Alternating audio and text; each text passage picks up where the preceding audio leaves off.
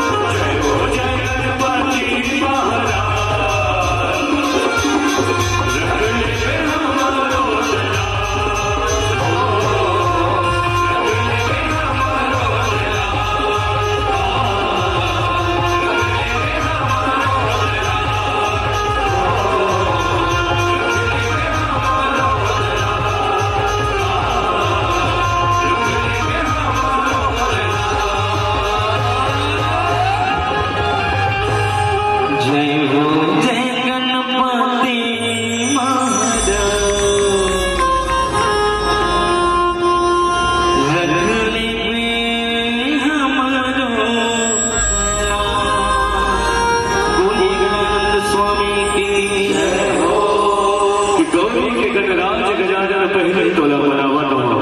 कहा कि गौरी के गजराज गजानन पहली तोला बनावत हो और भरे सभा में आजा स्वामी आज तोला दोहरावत हो। कि सोच तोरे लंबा है देवा, कि सोच तोरे लंबा है और पेट गजब के भारीगा और कट्टिक लकड़ी हो देवा आज तो चारीगा। कि मुसवा में बैठे बैठे मोदक लखा था, है ना, कि मुसवा में बैठे बैठे मोदक लखा था और काबर देवा काबर ने हमला मोह देखा था। अरे झंझर साहब आजा स्वामी तुर महिमा परम्पार है और गौरी के गणराज गजानन तोला बेली बेली प्रणाम है, तोला बेली बेली प्रणाम है। संगवारी हो हम कोई भी कार्यक्रम की शुरुआत करते हैं तो हमारे पर लाजिम के बाद बन जाते कि हम अपन इष्ट देवता के वंदना करन, इष्ट देवता के पुकार न करन, तब जाके हमारे कार्यक्रम की शुरुआत करन। तो अब वही गौरी के गणेश ने बुलाए रहे तो अब सुखर से जयकारा लगावत और हमार झांकी के आगाज करन। बोल गणेश भगवान की। कैसे जनसंख्या दिखे लेकिन जयकारा जब गरहा नहीं आते तो सबके जयकारा ऐसे हाथ उठा के अच्छा ढंग ले आना चाहिए। बोल गणेश भगवान की। जी हाँ, कि बहुत दिनों की बात है और बहुत खुशी की बात है। आर्यन पटेल से आप सबकी ये पहली मुलाकात है और एक बार जोरदार तालियां बजा दीजिए मेरे दोस्तों। अब हमारे झांकी की शुरुआत है, अब हमारे झांकी की शुरुआत है। ठीक ठीक ठीक।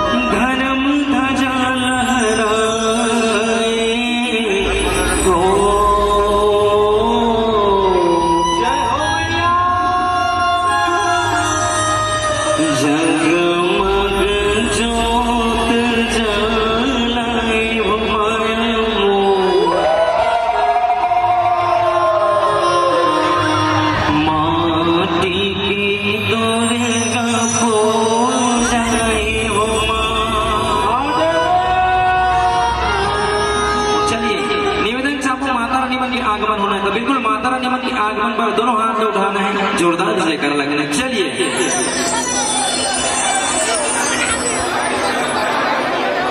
उठाना है ऐसे। चलिए पीछे वाले मन से करो निवेदन, देखने के लिए देखना झांकी। हाँ तो चलिए इसे अब बिल्कुल संगीत के साथ साथ ताली बजाना है, ठीक है? आवाज नहीं आता, ठीक है? ये आना चाहिए। चलिए बोलिए दुर्गा मैया की जय हो।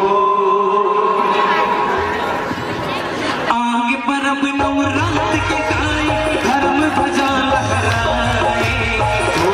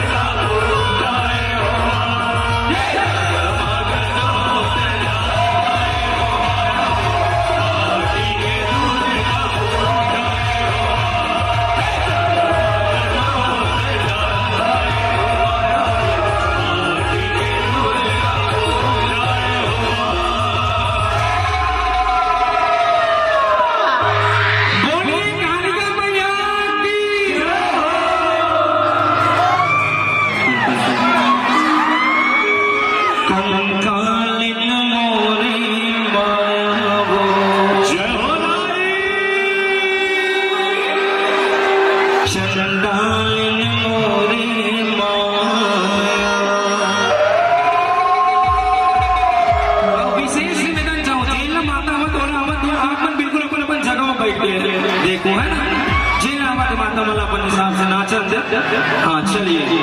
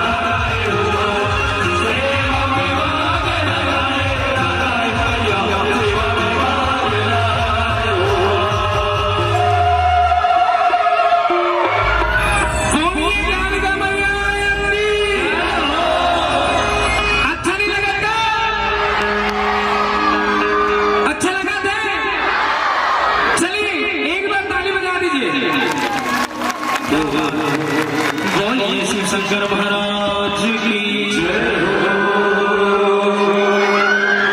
निवेदन चाहूँ अपन जगह बैठ के देखा होगा ज्यादा आनंद आते है ना। चलिए और कलाकार मान के आ जाए अपन जगह छोड़ दो थोड़ा सा। जब हरे हरे हर हर Bhola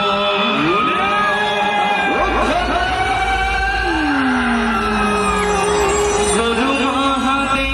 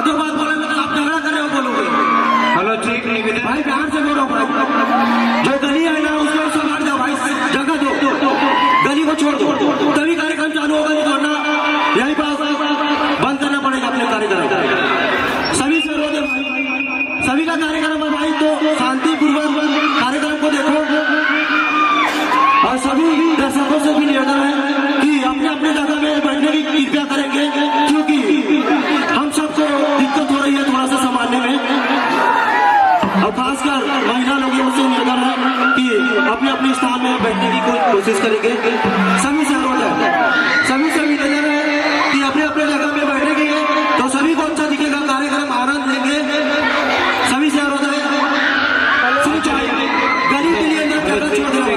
hello hello hello Radhe Radhe निवेदन चाहेंगे आज परिवार से एक प्रदान बनाते चलेंगे और निवेदन चाहो जटिक दुनिया ले आए हाँ वो सवारी और साथी और मोर विशेष निवेदन है प्रवेश द्वार छोड़ के बैठो और निवेदन हमें प्रवेश द्वार छोड़ के बैठो। निवेदन चाहो प्रवेश द्वार छोड़ दो, बहुत सुंदर झांकी आए यहाँ पे, झांकी के आनंद शांतिपुर तक लीजिएगा और चलिए पुनः शुभारंभ कीजिए। निवेदन चाहेंगे गायक मदन जी से और निवेदन चाहो प्रवेश द्वार में दिखना न चाहिए। माता मन से घरो निवेदन है शांति प्रदान और चलिए गायक मदन जी निवेदन है चाली कीजिए। चलिए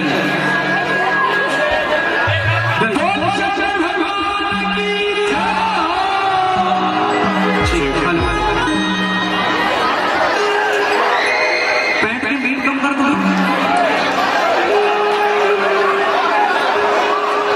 चलिए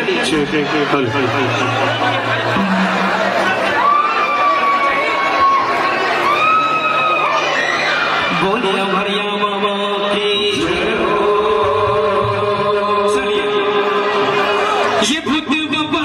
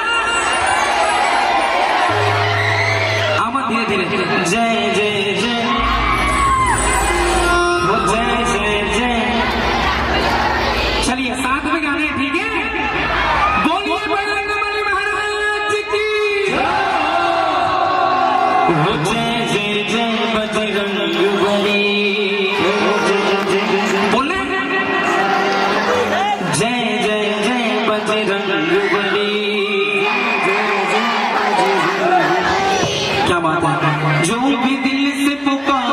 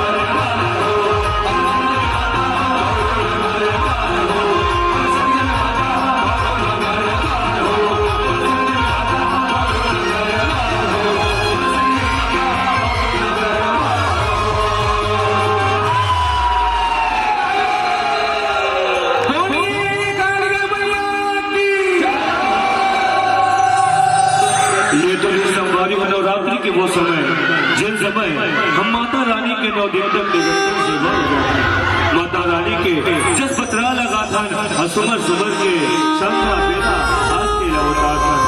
और 9वें दिन के बाद एक अंतिम दिन आज महतारी हो 10वां दिन, जिन दिन हमला माता रानी ला अपन गांव के डेहरी ले अपन गांव के स्थान विदा करे कर सकते। वो बेड़ा बड़ा दुर्लभ हो जाते जब हम अपन महतारी ला एक पहुना बरोबर बिना गठन गंगा स्नान पर भेजता है। तो मानो ऐसे प्रतीत होते जानो मानो हम हमारे घर की बहू बेटी ला हमने घर की कोई अम्बल ला गल बिदा करके भेजा था। तो आओ वही गंगा स्नान की बेड़ा ला जब गांव के कोल्हा कोल्हा में होकर माता रानी जावत थे तो माता के प्रेम और पिता की करुणा आंसू में छलक जाते। तो ही देख के एक सुंदर से गीतकार एक रचना कर इसका कैसे करबो दाई तो विदाई, कैसे करबो दाई तो विदाई। अब गीत के माध्यम से अब सब लले चल माता रानी विसर्जन की ओर। बोल दुर्गा मैया की जय हो। हे जगतारण देवी दुर्गा मैया,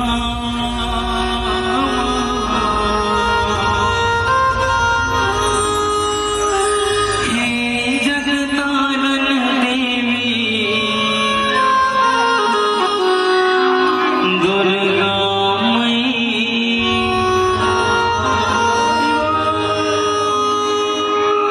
कैसे करबो दाई तोहे विदाई,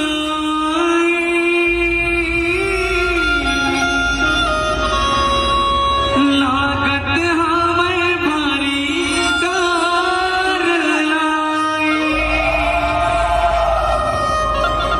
जोत जमाना लागे उस नैया,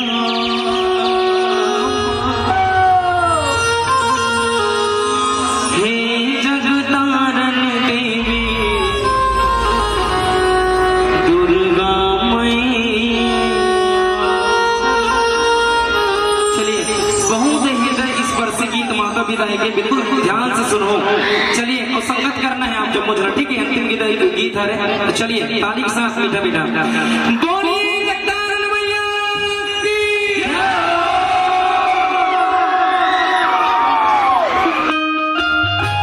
ताली बजाए भाई।